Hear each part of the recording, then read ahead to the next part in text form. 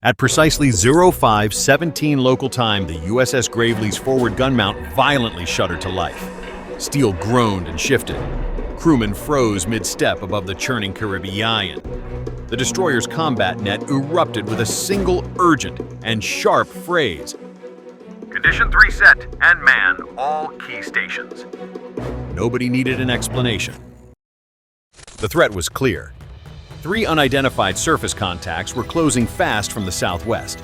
Their speed was rising, the formation dangerously tightening. The call signs flickered on the tactical screen Sierra 123, the flag of origin Venezuela. On the bridge, the captain didn't raise his voice. He didn't have to. Orders, sharp and authoritative, rippled through the decks. Magazines unlocked safeties, cleared crew on helmets. Below the Combat Information Center, CIC tracked the targets closing in at a breakneck 28 knots, bearing 243 and rapidly converging. The destroyer's 5-inch gun rotated just a few subtle degrees. This was enough to send a seismic message without firing a single round. Visual confirmation was negative low profiles, likely fast patrol boats. The Venezuelans were running light, possessing no heavy signatures, only speed and undeniable intent. Whoever was driving them knew exactly how to get close without crossing a line of no return. The Gravely's electronic warfare suite hummed online, its sophisticated sensors spreading across the entire electromagnetic spectrum. Every signal ping, every emission was recorded. They had done this before, but not with Caracas this angry and not this close to the edge of international waters. Because this time the command wasn't standby, it was show presence. The operations officer leaned over the surface. Tracking display contacts were now inside 12 nautical miles and closing. Recommend we mark them hostile intent pending identification, he reported. Copy that, the captain replied. Bridge maintain course. Weapons stand ready but hold fire. Down in the main deck corridor, sailors decisively slid into their stations. The 5-inch gun loaders checked the heavy shell feeds. The CIWS close-in weapon system, guided by radar, spun its hydraulic drive. Its distinct high-pitched whine was audible even through the steel bulkheads. Every single system was now alive. This was a fast approach drill that usually ends in laughter, but drills they knew don't come with national flags attached. Communications crack across the combat net, spiking the tension. Bridge CIC. Contacts accelerating to 29 knots. The watch officer confirms. Understood. Mark CPA 4.6 nautical miles. Plot interception vectors. The helmsman focuses intently, studying the destroyer's heading. He is keeping the massive warship within the boundary of international waters by less than 3 miles. Any deviation, any accidental drift, and the lawyers would start calling it provocation. On the bridge, binoculars sweep the empty horizon. The bearing is crystal clear. The Venezuelan boats are driving straight for the Gravely's beam. This move, military analysts know, is a silent statement. We see you and we're not backing off. The captain taps the intercom, his voice level. Engineering maintain full power on the turbines. We may need to maneuver. This is not a drill anymore. The presence of the USS Gravely here is no accident. For the past 2 months, U.S. destroyers and Coast Guard cutters have been patrolling the southern Caribbean under Operation Sentinel South. On paper, it is a straightforward maritime security mission aimed at disrupting drug smuggling routes tied to Venezuelan waters. In practice, it is a direct message Washington is watching. Just 4 days earlier, U.S. Navy helicopters had intercepted 2 speedboats suspected of trafficking weapons and narcotics toward Curaçao. One was sunk after it ignored repeated warnings. Caracas predictably called the sinking an act of aggression. The Pentagon called it law enforcement at sea. Now Venezuela's Navy is actively pushing back, testing the line between defense and provocation. The USS Gravely, an Arleigh Burke-class destroyer, is among the most advanced surface combatants afloat. At 155 meters long, its SPY-1D radar can track over 100 targets simultaneously, while its Aegis combat system links the ship directly to U.S. and Allied aircraft overhead. This overwhelming power is precisely what makes these close encounters so dangerous. One misunderstanding, and the escalation curve is almost vertical. The Venezuelan patrol craft, likely belonging to the Guay class, are fast and lightly armed. They are ideal for harassment missions. They are not designed to win a fight. They are designed to make one happen. Within U.S. Southern Command, these encounters in the gray zone, where actions fall short of actual war, are known by another chilling term: controlled friction. the kind of friction that can stay political right up until it isn't. For the sailors aboard the Gravely, the politics are 1,000 miles away. The immediate threat is less than 10. Every system that matters is now alive. On the foredeck, the 5-inch 62 caliber Mark 45 gun hums in standby, its massive barrel locked toward the southwest. This weapon can fire 70-pound shells over 13 nautical miles, accurate enough to hit a moving speedboat if the scenario ever demanded it.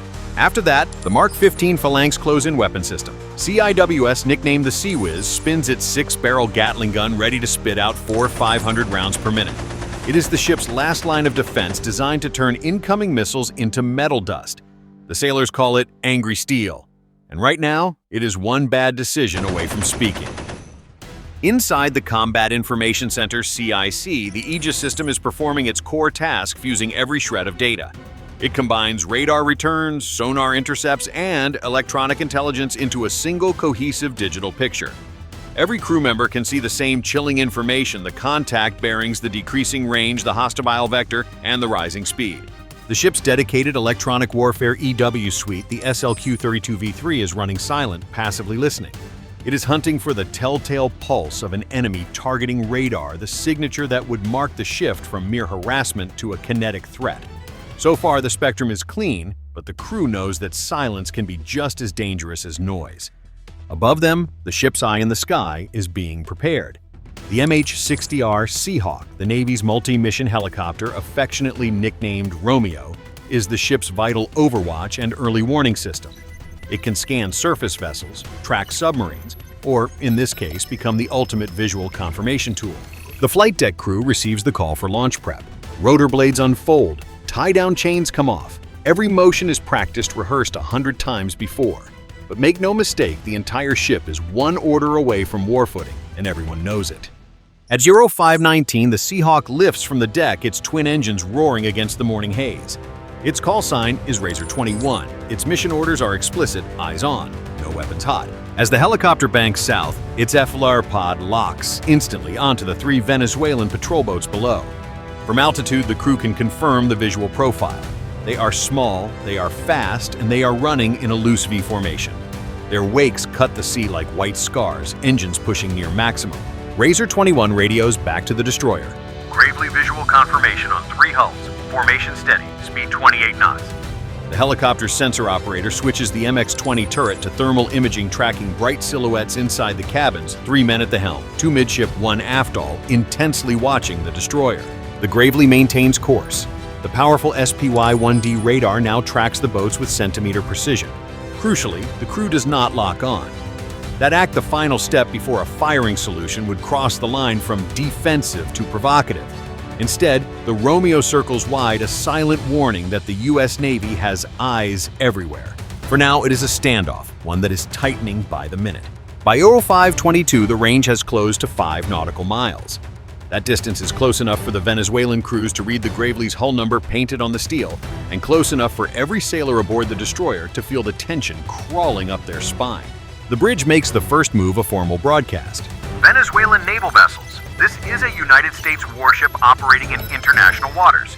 You are closing distance at high speed. Enter course immediately. Silence. Seconds pass thick and heavy. The CIC watch officer reports, Lead vessel still accelerating 29 knots, closing to 4.8 nautical miles. the captain's tone remains level. Set visible posture. I want all topside systems in sightline. No targeting radars active. On deck, the Phalanx Sea Whiz turrets shift just enough for their massive barrels to catch the rising light. The 5-inch gun locks its traverse. From the perspective of the Venezuelan helmsman, the message is now clear, deliberate, and impossible to ignore. We see you. Don't make us prove it. The silence that followed the Gravely's broadcast was thick-heavy and only broken when a reply finally crackled through the comnet. The delivery was tense, the accent thick. This is Venezuelan Navy Patrol. You are operating close to our territorial waters. Identify your mission. The bridge responded instantly. Venezuelan naval vessels. This is USS Gravely. We are operating legally in international waters. Maintain safe separation. The response was met with a critical maneuver. The Venezuelan boats slowed slightly, dropping from 28 knots down to 20, but critically they held their formation. They were now shadowing the destroyer's starboard beam at a terrifyingly close distance of 3.6 nautical miles. It was a dance measured, deliberate, and dangerously close to the edge. Every sailor aboard of the Gravely knew the unspoken rule. It's easier to start a war than it is to explain one. That conviction is why the rules of engagement ROE are carved into every commander's mind.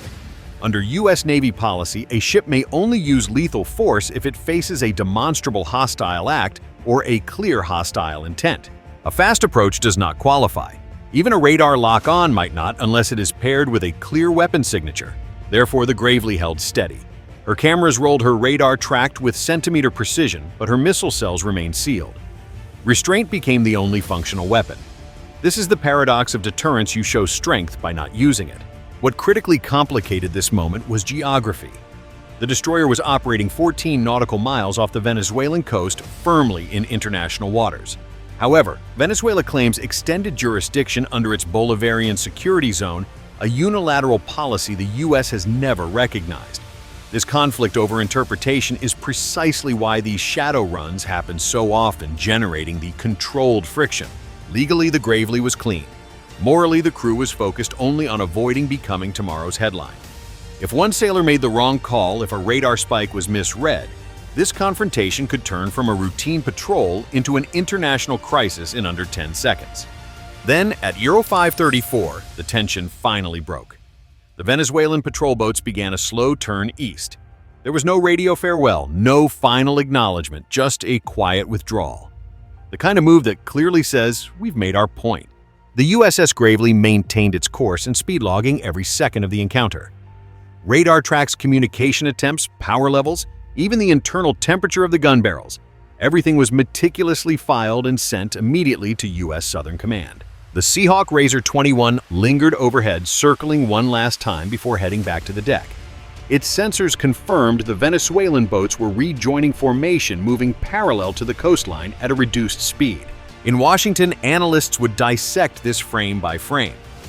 Was it a test of response time, a calculated political signal, or simply an angry flex after a week of U.S. anti-smuggling operations that had embarrassed Caracas? For the sailors on this Gravely, the answer was secondary. They had executed their mission, followed the rules of engagement, and prevented a standoff from turning kinetic. This wasn't an attack. It wasn't an accident. It was a warning shot made of motion, not fire. And every commander in the Caribbean knows that the next time those three boats appear on radar, they might not turn away so easily. The quiet withdrawal of the Venezuelan vessels at 0534 signaled the end of the immediate crisis. The USS Gravely maintained its course and speed, but the work of warship operations had only just begun. Every single second of the tense encounter was meticulously logged. Radar tracks, communication attempts, power levels, and even the internal temperature of the gun barrels, everything was filed and immediately sent to U.S. Southern Command. The Seahawk Razor 21 lingered overhead, confirming the Venezuelan boats were rejoining formation, moving parallel to the coastline at a reduced speed. Back in Washington, military and intelligence analysts would dissect this encounter frame by frame. The central questions remain. Was this a test of U.S. response time? Was it a strategic political signal? Or was it simply an angry flex after a week of aggressive U.S. anti-smuggling operations that had publicly embarrassed Caracas? For the sailors aboard the Gravely, these political questions were secondary. They had successfully executed their mission, adhered strictly to the rules of engagement ROE, and prevented a standoff from turning kinetic. This restraint, while frustrating in the heat of the moment, embodies the paradox of deterrence: you show your overwhelming power by not using it. But every commander operating in the Caribbean knows what this incident truly was. This wasn't an attack. It wasn't an accident. It was something more calculated, a warning shot made of motion, not fire. Venezuelan patrol boats do not simply drift into a U.S. destroyer's path by chance. Every single move in this environment carries meaning. Every response, or the lack of one, rewrites the balance in the Caribbean. The confrontation has ended, but the quiet chess game continues. The next time those three boats appear on the radar screen, they might not turn away so easily. Maybe next time someone gets a little too close. Maybe someone blinks first, or maybe this subtle friction finally escalates into something louder. The message sent by the Gravely's unwavering presence, backed by its Aegis system and its angry steel, was clear, deliberate, and impossible to ignore. We see you, don't make us prove it. So this brings us to the ultimate question for you. If you were in command of the USS Gravely that morning, faced with 3 contacts accelerating towards your beam, knowing the political stakes and the legal constraints of the ROE, would you have held your fire or would you have shown force? Drop your answer in the comments. I'm curious to see where you guys stand. And hey, if you want to go a step further and support the channel directly, please join the fleet. You'll get loyalty badges, priority responses, and you'll be helping us bring more true maritime stories to the surface. Just head on back to our channel page and get on board by clicking Join. Fair winds, sailors, and remember, coffee tastes better after a near incident. I'll see you in the next one.